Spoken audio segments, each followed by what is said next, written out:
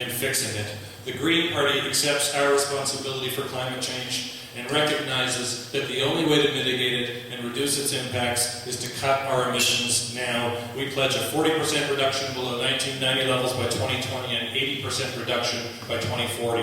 That's the only way to do this robustly. Thank you.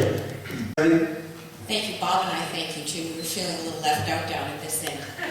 You know, I have to tell you that I hear every day at doors that people are tired of being gouged at the gas tank. But I ask you, does it make sense to take those corporations that are gouging us at the gas tanks and give them big corporate tax cuts? That's what Mr. Harper wants to do. And we say no, we're going to invest it in Canadian families. I was parliamentary secretary to the Minister of Environment, a Liberal Minister of Environment, when Jean Chrétien said, yes, we will ratify Kyoto. And I went down to Washington, and I was very proud to be the 100th country ratifying the Kyoto Protocol.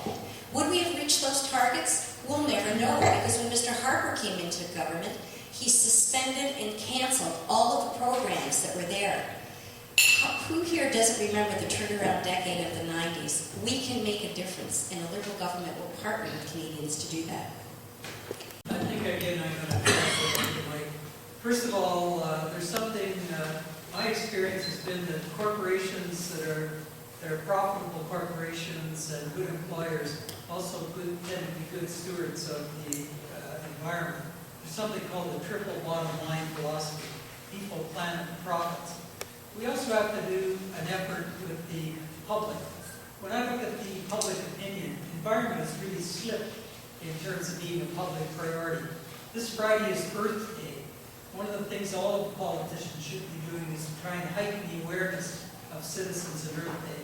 There also has to be more work done dealing with issues like CO2. There's a major CO2 capture program in Saskatchewan, which ended up being terminated because of lack of funding from senior government. Finally, in the regional water group, a major environmental problem is groundwater. We should all be concerned about groundwater contamination here, and we should demand advocacy from our federal government. Thank you. Yes. Yar. I have to throw it in there, you know. We talk about a sick environment. The sick environment is the result of profits over the environment, and that's really profits over people. You know, we talk about the gouge at the pumps. Well, a lot of that gouge is taxes that are being charged on gas. And I find it ironic that we're taxing gas and subsidizing the oil sands. Because where's that money going? It's going right back into the hands of the oil companies. The oil companies that we know we can't trust with the environment, because we all saw what happened with the oil rig explosion. So that's my opinion on it. We should stop subsidizing the oil sands. Thank you very much. I think everybody had a shot at it. Sorry to see that Mr. Albert is not here, but I had a question for the Conservative candidates on Monday. I guess you were not show up. I had a question for Mr. Woodworth last night, another debate, but apparently you were not there either, so good to see you here. My question is to you, but also to the other members. Why did your party decide, why did your government decide to make cuts to settlement workers? A lot of you Canadians access these settlement services, especially with the figures that are going up. Your government and your Minister of Canada is saying that Canada is accepting so many immigrants. So it's sort of, I don't understand the rationale of cutting services to settlement services, to cutting funding to settlement services. I mean, is this the first step towards privatizing the services, much like in the United States? Thank you. Okay. Thank you for the question. Peter Brett is going to answer on behalf of the Conservative. And I'm very pleased to be here and to have the opportunity to answer your question. Settlement funding under our government has tripled. It's tripled from $200 million in 2005-06 to $600 million in 2010-2011. Settlement funding is critically important to ensuring that new Canadians and immigrants can successfully integrate into Canadian society and into our community of Kitchener-Waterloo and be fully productive new Canadian citizens. So as I say, settlement funding has increased. In fact, it's tripled under our government. I also want to, Mr. Telegdi has a habit of making fact-free statements. I also want to address some earlier statements with respect to family reunification. In fact, our family reunification levels have increased. Last year, we had the highest level of immigration in 50 years. The 2011 quota for family reunification is higher than last year. Thank you. Has indicated first before you do. Mr. Braid makes it up as he goes along. There was a $53 million cut, 80% of it in Ontario. The parents and the family reunification numbers in 2006 were 70,517. 2010, the numbers were 65,000. Parents and grandparents in 2006 were 20,005. In 2011, they're going to be 11,200. Those are the figures, those are the facts. Mr. Braid and Mr. Kenny cannot run from that. It's on the public record. Yes. I think the situation is we have to ask ourselves, what are our priorities as a country? The reality of the situation is, yes, immigration has gone up, but who are the immigrants that are coming into this country?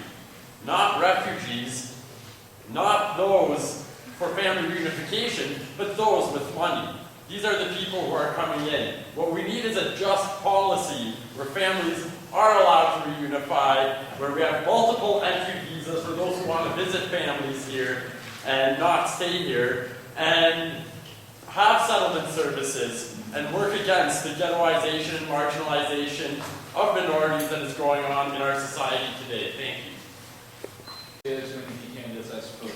I find it interesting that even though the settlement funding has tripled, we still have groups like the KW Multicultural Center who are still trying to do a good job and are still looking for resources. The NDP has committed to reinstate fully the federal funding for the resettlement of new Canadians. So what is that going to look like? That's going to make sure that people are able to learn English and French so that they can function within the society, help connect them with mentors within their professions so that they can contribute and make sure that they can practice their professions that they were educated for, and ensure that people integrate fully into the society and feel Canadian. I think this is extremely important and needs to be focused on, especially within this community where there are so many new Canadians with so many talents. If we can just integrate properly, everything would work out just fantastic. Thank you. The most important thing, the biggest barrier to new immigrants and refugees is language. I think language, learning English or French if you're in Quebec, is really fundamental to success in this country. But let me just talk about family reunification, because I know a family that were living in Canada as refugees until February 5th, at which point CIC decided that they weren't going to be successful in their refugee applicant, and the father was from Colombia and the mother was from Costa Rica. They had 2 daughters, and the family was split up. The father was sent to Colombia, and the mother and the daughters were sent to Costa Rica. This is wrong. Right now, our government is splitting families up.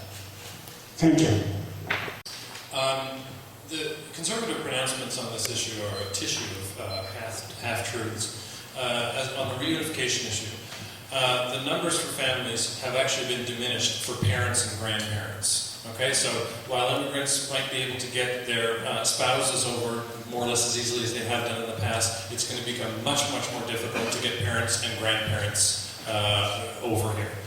And as Andrew has pointed out, last year the government cut $53 million from settlement funding, which directly affects institutions like the YWCA locally here, which were forced to lay off staff and cancel programs. Try telling them that funding for these programs was tripled. Try telling that to them with a straight face. We would put all of this money back. And also, another important issue, press professional societies to remove unnecessary barriers hindering recognition of valid professional credentials. That's a major issue. Thank you. I believe This question is for all parties. Early part this year, McLean magazine has an article stating that universities in Ontario are getting too Asian. And this is quite shocking. That puts my two sons, who are Canadian born, went to university under scholarship, and they became Asian. And it is extremely degrading and it is extremely insulting.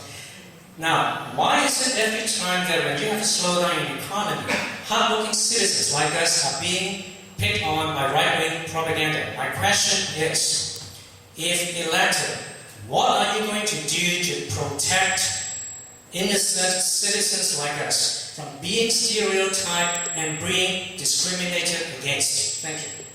The situation is in the last few years, China and Asian people have been under attack. Accusations of espionage, technological espionage.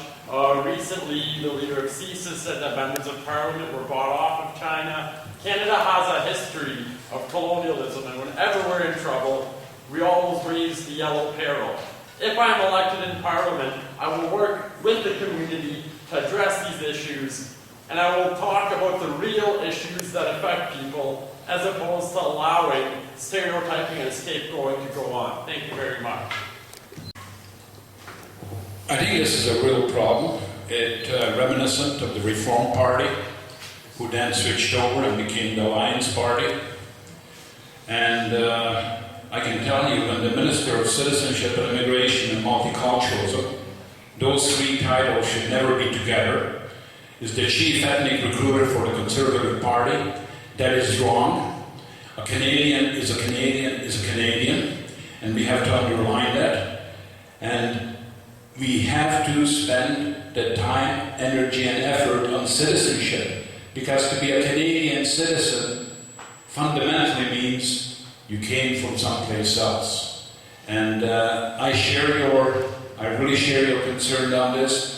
And I think the Minister of Citizenship and Immigration and Multiculturalism would have to explain this, or can explain that, but that's wrong.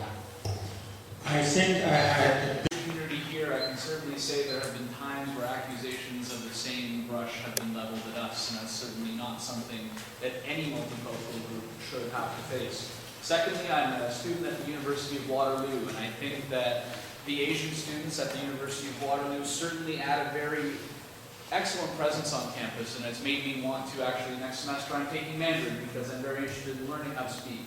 So that's very important. Sorry. okay, we can hear you. Just Okay. a bit better.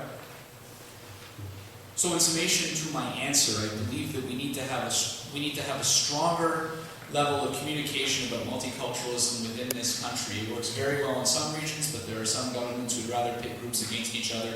I think that's absolutely wrong. Canada was built on immigrants, and certainly the experience of coming together and creating a wonderful country, and I would hate to think that any government or group would stand in the way of that tradition continuing. Thank you very much. The first thing I want to say is that we all